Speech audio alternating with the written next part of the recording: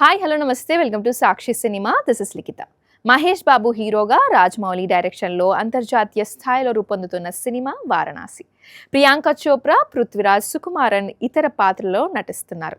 ఈ cinema shooting 80% పైనే పూర్తయినట్లు రాజమౌళి పేర్కొన్నారు. అయితే ఈ మూవీ జర్నీలో జార్జియాకు చెందిన cinematographer, documentary director Gogita Chikvadze భాగమయ్యారట.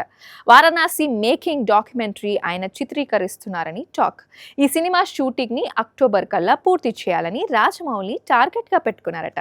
అయితే వారణాసి ప్రయాణాన్ని డాక్యుమెంటరీగా చిత్రీకరించే బాధ్యతల్ని గోగితాకు అప్పగించారట రాజమౌళి. ఈ మూవీ ప్రీ ప్రొడక్షన్స్ నుంచే గోగిత తన పనిని ప్రారంభించారని సమాచారం.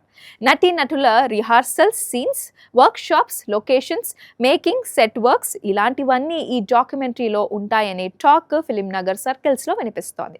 అయితే ఈ అంశాలపై పూర్తి స్థాయి అధికారిక ప్రకటన రావాల్సి ఉంది. ఎస్ఎస్ కార్తికేయ, కేఎల్ నారాయణ నిర్మిస్తున్న వారణాసి 2027 ఏప్రిల్ 7న విడుదల కానున్న సంగతి తెలిసిందే.